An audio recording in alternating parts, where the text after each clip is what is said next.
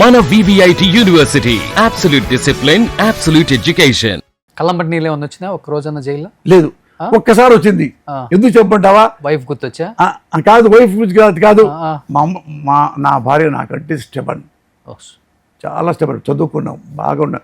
పిల్లడు అంతే గట్టిగా ఉంటారు పిల్లలు.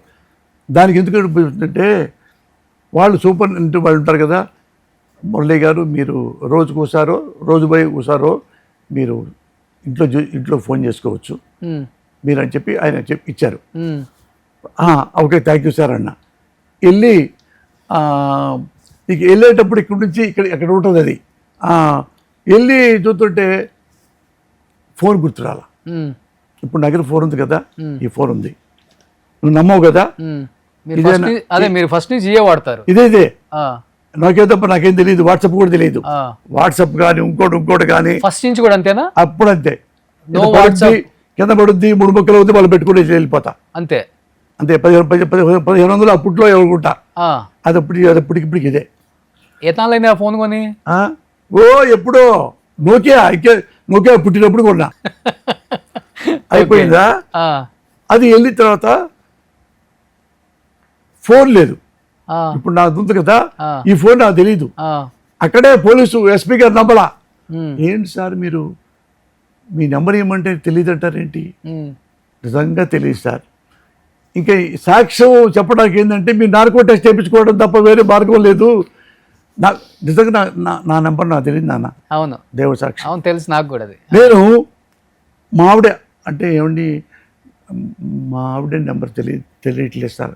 అదేంటి సార్ మీ ఆవిడ నెంబర్ తెలియదు సార్ అంటే, మీ అబ్బాయి వాళ్ళ అబ్బాయి, ఈ అబ్బాయి తెలియలా, ఇంకొక కొడుకు తెలియలా, వాడి నెంబర్ తెలియదు, నా ఫ్రెండ్స్ నెంబర్ తెలియదు. నెంబర్ టైం అప్పుడు అట్లా ఒక అరగంట ట్రై చేసి అప్పుడు నాకు కన్నీళ్ళు వచ్చినాయి. ఫోన్ కూడా నేను ఎట్లా కొట్టుకున్నా, ఫోన్ నెంబర్ కూడా భార్య ఫోన్ కూడా నెంబర్ కూడా తెలియచావుదా నాకు అని ఫీల్ అయ్యి కన్నీళ్ళు పెట్టుకుంటే గార్డ్ గారు, ఏం పర్లేదు సార్, కాసేపు ఆలోచించండి, ఇంకేమైనా ఆలోచించండి, ఇంకా వేరే ఉన్నాయో చూడండి, ఆలోచించండి అని కూర్చోబెట్టాడు. ఎక్కడ పెట్టాలి తెలియక ఏంటంటే ఒక నెంబర్ గుర్తొచ్చింది. నా క్లాస్మేట్ సిఐ పూర్ణచంద్రరావు అని, మా చారిటీ అకౌంటెంట్, ప్లస్ నా క్లాస్మేట్ చిన్నప్పటి నుంచి. అమ్మాయి అని 9848135481 పెట్టడం పెట్టేశా. వాడు అమెరికా వెళ్ళిపోయాడు.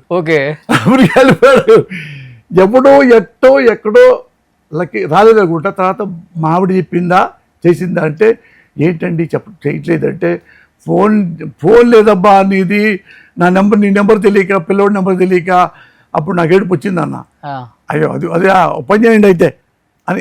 ఇది లేదు, దీన్ని మావిడ ఇంటికి వచ్చినాక దీని వెనక పేపర్ వేసి దీని నెంబర్ ఇచ్చింది మావిడ. ఎవరు అడిగితే చెప్పండి, అది ఉంది ఇంట్లో, చూడు రేపు రా మా ఇంటికి చూపిస్తుంది. నోకియా 2 ఉన్నాయి, అదే రాసుకొని అది చూపిస్తే అప్పుడు నమ్మాడు సూపరింటెండెంట్ గారు. కాదు, ఇన్ని సినిమాలకు స్క్రిప్ట్ రైటరు, ఇన్ని సినిమాలు డైరెక్ట్ చేశారు, ఫోన్ నెంబరు 10 అంకెలు గుర్తు పెట్టుకోలేకపోయారు ఎందుకు? మీ ఆవిడది కానీ మీది కానీ కనీసం పెద్దగా వాడినాం, పెద్దగా వాడినాం. ఏదో వాళ్ళు మాట్లాడితే పెట్టేస్తా. నేను మళ్ళా ఇంట్లోనే ఎక్కువ, ఇల్లు సినిమా, అది తప్ప నాకేం తెలియదు. ఎన్ని గంటలు నిద్రపోయేవాళ్ళు జైల్లో? నిద్ర వచ్చేదా? ఒక్కసారా ఎప్పుడు గొరకబెట్టి పడుకునేవాడిని, బ్రహ్మాండంగా పడుకుంటా. కాకపోతే ఏంటంటే 4 సార్లు 5 సార్లు స్నానం చేస్తా. నాకు ఎందుకంటే చన్నీళ్ళు చేసుకోవడం చాలా ఇష్టం. అంటే పొద్దున్నే చేస్తా, మళ్ళీ 12కి చేస్తా, మళ్ళీ 4ంటికి చేస్తా, మళ్ళీ 9ంటికి, మళ్ళీ మధ్యాహ్నం నైట్ 10, 10:30 ఆ టైం పడుకొని నిద్రపోతా. పొద్దున్న లేచా అంతే. ఎప్పుడైనా మంచం మీద పడుకున్నానా, బెడ్ మీద పడుకున్నానా 5 నిమిషాల్లో క్లోజ్. మీకు బీపీ, షుగర్ ఇలాంటివి ఏం లేవు? ఏం లేవు. మరి మీరు అరెస్ట్ అయినప్పుడు ఎక్కువ కొన్ని హెడ్లైన్స్ చూశాను, ఆరోగ్యం కొంచెం సహకరించట్లేదు, హెల్త్ చెకప్స్ చేయించాలి పోసాని గారికి. నువ్వు నీకంటే పరిగెత్తా నేను ఇప్పుడు. అవును, నీకంటే ఎక్కువ పరిగెత్తా. అది తెలుసు, అదే నేను అందుకని అడుగుతున్నాను. అది అలాంటి ఉంటే నీకు చెప్పడానికి ఏముంది? ఏం దాచిపెడతాం? డబ్బులు దాచిపెడతాం కానీ రోగాలు దాచిపెడతాం. వచ్చిన తర్వాత జగన్ గారిని కలిసారా? మీ ఇద్దరికి మంచి అసలుకి ఫ్రెండ్స్ లాగా ఉంటారు కదా, మంచి జోకులే, ఇంతే నవ్విస్తుంటారు ఆయన కూడా. ఓ మాట చెప్పాను నాన్న, నేను నాగార్జున యూనివర్సిటీలో స్టూడెంట్స్ యూనియన్ జనరల్ సెక్రటరీని 2 సంవత్సరాలు గెలిచి ఎప్పుడు ఎక్కడ మాట్లాడినా అందరి ముందు నన్ను గెలిపిస్తారు. పోసానికి కృష్ణపల్లి నుంచున్నట్టు పోసానికే వేస్తాం అని స్టూడెంట్స్ అందరూ నాకు చేసేవాడు అట్లా. అది కూడా తెలుసు జగన్ గారికి ఫస్ట్ కలిసినప్పుడు. ఓకే, మురళి ఆయన చెప్పారా, నువ్వు ఆంధ్రప్రదేశ్లో చూసావు కదా, జనరల్ సెక్రటరీ చేసావు, నువ్వు ఎంఏ చేసినప్పుడు, అవునా అన్నాడు. అవునా నీకెలా తెలుసు నవ్వుతున్నాడు. అంటే అట్లా ఏంటంటే ఆయనకి నాకు కలిసింది పాలిటిక్స్ కాదు నాన్న, నథింగ్ పాలిటిక్స్ కాదు. నేనంటే ఆయన పర్సనల్గా ఇష్టం. ఓకే, ఆయనకి జగన్ అంటే నాకు పర్సనల్గా ఇష్టం. ఎందుకంటే పాలిటిక్స్ కాదు. ఓకే, వాళ్ళ నాన్న చనిపోయాడు అంటే ఒక మనిషికి క్యారెక్టర్ అంటూ ఉంటే వాడిని నేను కులం చూడను, మతం చూడను, అడుక్కునేవాడిని చూడను, కుంటివాడిని చూడను, గుడ్డివాడిని చూడను. నేను ఇష్టపడతా వాడి క్యారెక్టర్ అంటూ ఉంటే. ఓకే, క్యారెక్టర్ లేకుండా వాడికి 10,000 కోట్లు ఉన్నా కానీ అడబడేసి వెళ్ళిపోతా. ఏం పెడతా తెలుసుగా, నాకు ఆ ఇష్టం ఉండదు. ఇప్పుడు ఏం చెప్పాను మీకు నేను, అదే మీ ఇద్దరు బాగా యాజ్ ఎ ఫ్రెండ్స్ గా అట్లా పాలిటిక్స్ పక్కన పెట్టి. ఎందుకు జగన్ గారికి నేను దగ్గరయ్యాను, నేను ఇష్టపడ్డాను అంటే వాళ్ళ నాన్నగారు రాజశేఖర రెడ్డి గారు చనిపోయిన తర్వాత వాళ్ళ నాన్న వల్ల చాలామంది చచ్చిపోయారు. గుండె దెబ్బ, షాక్ అయిపోయి కుమిలి అట్లా చనిపోయిన వాళ్ళు చాలా వందల మంది ఉన్నారు.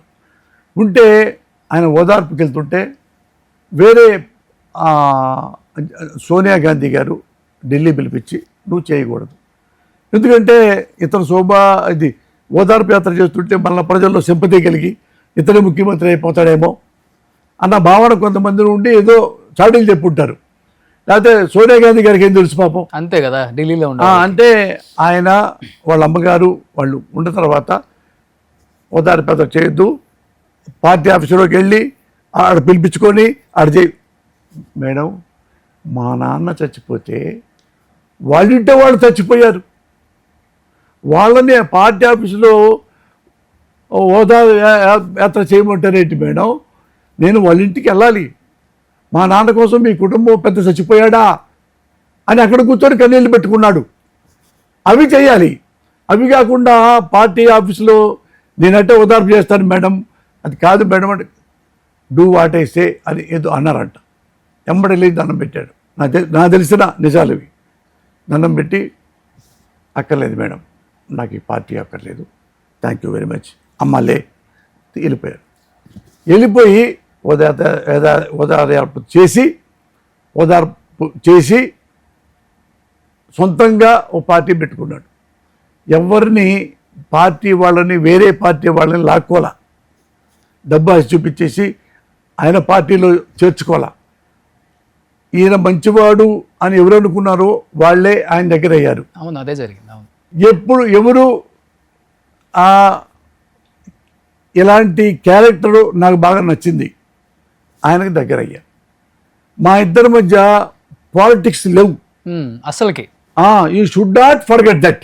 ఓకే, ఎవరైనా అనుకోండి, సమాజంలో ఎవరు ఉన్నా చూస్తున్న వాళ్ళు, అందరు చూస్తున్న వాళ్ళు, పిల్లలు కానీ పెద్దలు కానీ ఇంకోళ్ళు కానీ తెలుగుదేశం కానీ బీజేపీ కానీ ఎవరైనా మీరు అనుకోండి, ఎవరైనా వినండి, what is Posani, who is Posani మీరు చూడండి. మా ఇద్దరి మధ్య ఉన్నది పొలిటికల్ సంబంధం కాదు. నానేంటి, నా బొక్క, నేనే పొలిటీషియన్ని, సినిమా వాడిని, కామన్ మ్యాన్ది. నా వల్ల 1,00,000 రూపాయల ఓట్లు వస్తాయా, 1,00,000 ఓట్లు వస్తాయా? ఆయన క్రెడిబిలిటీ ఎంత, నా క్రెడిబిలిటీ ఎంత?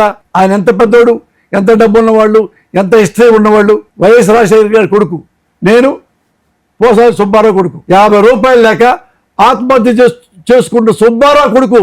ఆఫ్టర్ ఆల్ ఆయనతో నన్ను కంపేర్ చేస్తారా? నాకు సర్వీస్ చేయటం ఇష్టం. నేను ఇంతవరకు నా జీవితంలో ఏ పార్టీలో సభ్యత్వం లేదు. ఉన్నాళ్లలో బెటర్ ఎవరు, వాళ్ళకి సపోర్ట్ చేస్తున్నా. ఇప్పుడు ఉన్నాళ్లలో అంతకుముందు నారా చంద్రబాబు నాయుడు సపోర్ట్ చేశా, అంతకుముందు ఎన్టీ రామారావు గారికి చేశా, కేసీఆర్ గారి మీద ఫైట్ చేశారు. ఎవరైనా అవును అవును ఫైట్ అని చెప్పి చెప్పా. అది ఇది కాదన్నా, ఇది ఇట్లా ఉంటే బాగుంటుంది అనే చెప్పటం తప్ప అది ఫుల్ పేజీ చూసేసరిగా వస్తుంటుంది. అందులో ఎవరైనా తప్పు చేశాను నేను? తప్పు చెప్పానా? అన్ని గుడ్డే చెప్పా. అంటే మీరు ఏమన్నా రాజకీయాలు చేయండి, వాళ్ళు వీళ్ళు తన్నుకోకుండా చేయండి.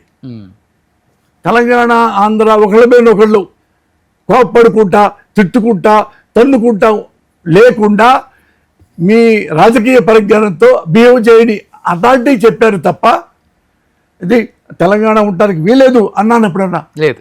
ఎప్పుడు అట్లా ఏ రాజకీయ పార్టీలకు వ్యతిరేకంగా మాట్లాడలేదు. నేను ఎప్పుడు ఉంటున్నా, ఎవరి ఇష్టం అదే. సుమన్ టీవీలో మీ పర్సనల్ అండ్ బిజినెస్ ప్రమోషన్స్ కోసం కింది నెంబర్కి కాంటాక్ట్ చేయండి.